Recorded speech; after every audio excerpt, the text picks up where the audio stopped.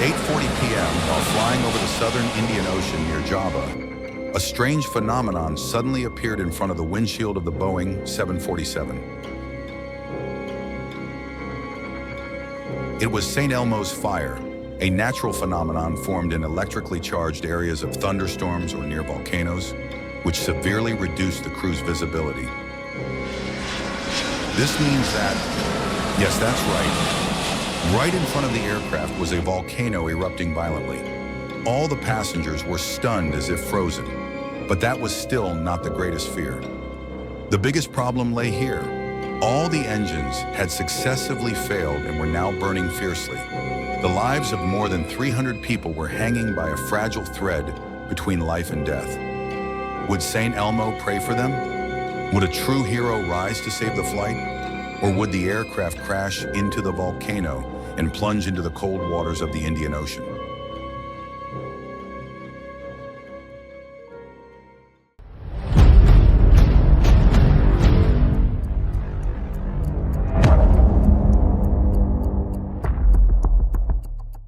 June 24th, 1982, Sultan Abdul Aziz Shah Airport, Malaysia.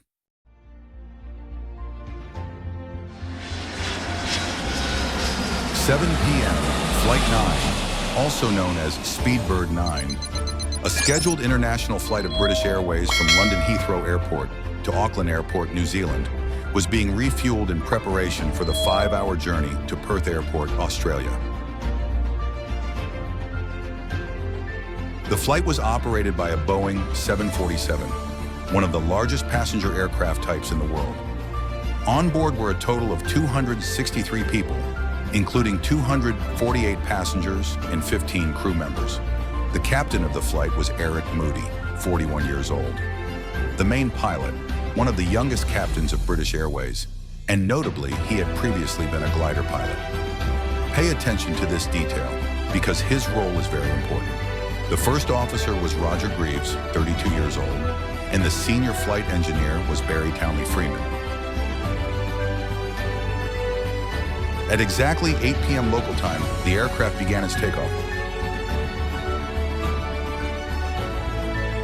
The giant Boeing roared with engine noise as it sped down the runway, heading southeast toward Perth.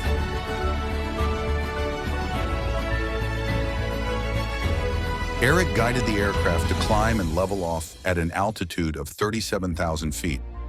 Now the flight crew could relax. By 8:15 p.m., the cabin crew announced the start of dinner service. The main course on today's menu was satay, a Malaysian specialty. 40 minutes after takeoff, the threat began to emerge. At 8:40 p.m., the aircraft was flying over the Indian Ocean, south of Java, a large island in Indonesia. What the passengers and crew did not expect was that directly beneath them, a chain of volcanoes known as Galunggung was erupting continuously and violently. Over the past few months, it had been spewing large amounts of lava and volcanic ash into the atmosphere. At that time in the 1980s, knowledge about volcanic ash was still limited and not widely understood, so there were no reports or warnings regarding the issue. After finishing his meal, the captain handed over control of the aircraft to the first officer to go to the restroom. He had also rechecked the weather radar and confirmed that everything appeared completely normal. But just as the captain returned to the cockpit, he was stunned to see a blue glow, resembling lightning, appearing on the windshield. This strange phenomenon, along with its glowing light, created such a mesmerizing scene that Engineer Freeman couldn't help but exclaim, "Look at that, it's beautiful." In fact, the phenomenon observed by the crew is scientifically known as St. Elmo's fire. It is named after St. Elmo, the patron saint of sailors. According to legend, St. Elmo would always pray for and warn sailors of impending misfortune or disaster. Noticing something unusual, the captain quickly rescanned the weather radar, but there was no indication of a storm or anything out of the ordinary. At the same time, in the passenger cabin, smoke began to accumulate. At first, it was suspected to be cigarette smoke, but the layers of smoke grew thicker and were accompanied by a disturbing sulfur-like smell. Some passengers seated near the windows could see an unusual blue light shining forward through the engine fan blades, creating a stroboscopic effect. 2 minutes later, all 4 of the aircraft's engines failed simultaneously. At 8:42 p.m. Jakarta time, engine number 4, Rolls-Royce RB211, suddenly surged and quickly caught fire. The captain immediately performed an engine shutdown, cut off the fuel supply, and activated the fire suppression system. Fortunately, a large aircraft like the Boeing 747 is fully capable of continuing normal flight even with one engine out. But just 1 minute later, at 8:43 p.m., engine number 2 also suddenly surged and caught fire. In the following seconds and almost simultaneously, engines number 1 and 3 also ignited in flames. Engineer Barry Townley Freeman exclaimed, "Shocked, disbelief. I don't believe it. All 4 engines have failed." At that moment, the aircraft had effectively become a giant glider. With each passing minute, it drew closer to the Indian Ocean. To avoid further danger, the captain pointed the nose of the plane slightly downward to maintain a safe airspeed. Meanwhile, the first officer and the flight engineer were doing everything they could to restart the engines. Without thrust, a Boeing 747 has a glide ratio of about 15 to 1, meaning for every 15 kilometers flown forward, the aircraft would lose 1 kilometer in altitude from its current flight level. The captain calculated that they could only travel approximately 169 kilometers, with about 23 minutes remaining. At 8:44 p.m., First Officer Greaves declared an emergency to the local air traffic control station. ATC, this is Speedbird 9. All 4 engines have failed. However, Jakarta Air Traffic Control seemed to have misunderstood the meaning of the first officer's English transmission and interpreted the call as indicating that only engine number 4 had failed. Engine number 4 has failed. Try to fly with 3 engines. I will guide you to land at the nearest airport in Jakarta. Fortunately, a nearby Garuda Indonesia flight picked up and relayed the message, helping air traffic control understand the true urgency of BA9's distress call. Although the flight crew had set the emergency transponder code 7700 to signal a critical situation, air traffic control still could not locate the 747 on their radar screen. BA9, what is your current altitude? 30,000 feet, but we are continuing to descend. If you want to approach Halim Airport, you must cross a mountain range.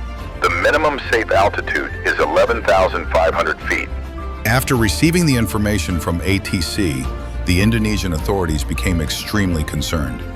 According to the captain's calculations, it would be very difficult for them to maintain an altitude of 12,000 feet by the time they reached the mountain range.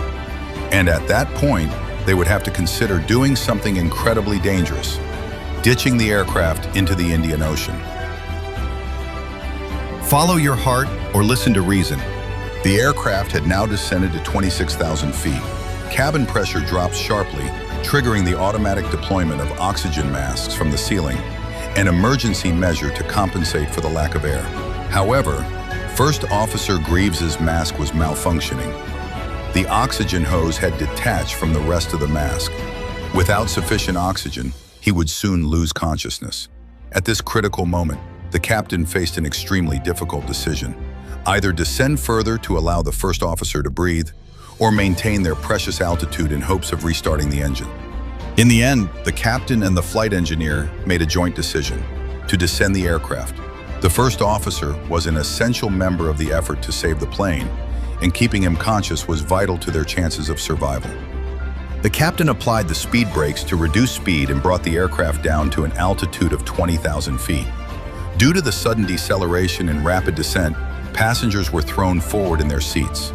Combined with the thick smoke, a result of the engine fires, everyone on board was plunged into a state of extreme confusion and panic. Therefore, even during this extremely tense moment, Captain Moody made an announcement to reassure the passengers. "Ladies and gentlemen, this is your captain. We are having a small problem. All 4 engines have stopped. We are doing our best to get them going again. I hope you are not too worried." After the captain's announcement, the passengers gradually moved from anxiety, fear, and disbelief to a state of calm acceptance. They believed they were about to die. The atmosphere in the cabin was heavy, but incredibly quiet. The aircraft had now descended to 13,500 feet, The first officer was finally able to return to a stable condition. After a series of failures, all three members of the flight crew continued working together to restart the engines. Because in their vocabulary, there was no such thing as impossible. But ahead of them loomed a mountain range, faintly visible in the night. The altitude display now read 12,000 feet. This was the moment they would have to prepare to ditch into the Indian Ocean. Although there were guidelines for performing a water landing, none of the crew had ever attempted such a maneuver in a Boeing 747, and turning back would almost certainly mean death. The plane plunges toward the Indian Ocean. Is this the end? Just as death seemed inevitable, the crew's relentless efforts finally paid off. At 20:56, engine number 4 roared back to life. The pilots were overjoyed. Moments later, engine number 3 also restarted, allowing the aircraft to slowly begin regaining altitude. Less than a minute after that, engines 1 and 2 successfully came back online. The first officer immediately contacted air traffic control to report the situation and requested a climb in altitude to safely clear the mountains of Indonesia. They were granted clearance to climb to 15,000 feet and successfully passed over the mountain range. But it still wasn't over. Just as the plane reached its target altitude, the St. Elmo's fire effect reappeared on the windshield. The captain shouted, "We have to get out of this." With his quick thinking, the captain suspected that the volcanic ash clouds were the cause of the engine malfunctions. As the plane began descending again, engine number 2 started to vibrate violently, as if it could tear away from the aircraft at any moment. Moody made the decision to shut it down before it could cause catastrophic damage. The aircraft was now operating on 3 engines. The crew descended and stabilized the aircraft at an altitude of 12,000 feet, preparing for approach to Halim Perdanakusuma International Airport. The challenges for the flight crew were still not over. Due to volcanic ash coating the windshield, the crew's visibility was severely reduced. They decided to carry out the approach almost entirely by hand. Ironically, ATC informed them of more bad news. The airport's automatic landing guidance system was out of service. The crew was forced to attempt an ILS, Instrument Landing System, approach, a method typically used in poor weather conditions when pilots cannot see the runway. They were only allowed to use the DME, distance measuring equipment, to calculate the required altitude at each stage. The DME extended the aircraft's final approach path to the runway. Once the appropriate altitude was reached, the aircraft would descend along an imaginary glide slope to ensure a safe landing. During the approach, the captain noticed a small clear streak on the windshield, one that had fortunately not been obscured by ash. Through it, he was able to see the runway more clearly. With guidance from the first officer, the Boeing 747 finally made a safe landing on the runway. After disembarking from the aircraft and coming just moments away from death, the passengers embraced one another and waved in gratitude to the flight crew, celebrating their miraculous survival. Investigating the cause. The question now is, what caused all 4 of the aircraft's engines to malfunction simultaneously? The post-flight investigation revealed the following. The aircraft had flown through a volcanic ash cloud caused by the eruption of Mount Galunggung. Because the ash cloud was dry, it did not appear on the weather radar, which only detects moisture in clouds. The fine volcanic particles deprived the engines of oxygen, sandblasted the cockpit windshield, and clogged the engines. When volcanic ash entered the engines, it melted inside the combustion chambers and adhered to internal engine components. Once the aircraft descended out of the ash cloud, the molten ash cooled, solidified, and detached, allowing airflow to resume, which made it possible for the engines to restart successfully. The engines were able to restart because the aircraft's batteries and electrical generators remained fully operational throughout the incident. Recognition and gratitude. The crew of Flight BA-9 received several honors, including a commendation from the Queen for valuable service in the air, awarded to Captain Eric Moody, the Honorary Medal of the British Guild of Air Pilots and Air Navigators. This unpowered flight was entered into the Guinness World Records as the longest glide ever performed by a non-purpose-built aircraft at the time. A fairy tale unfolded on that flight.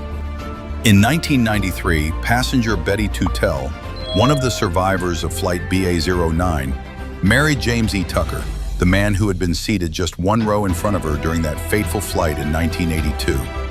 Betty Tutel is also the author of the book, All Four Engines Have Failed, the true and triumphant story of Flight BA-09, which recounts the life and death journey she experienced and serves as a heartfelt tribute to the courageous flight crew of that day. Betty Tutel once shared, "On June 24, 2007, many passengers and crew members will surely gather again to commemorate the 25th anniversary of the most memorable airborne adventure of our lives."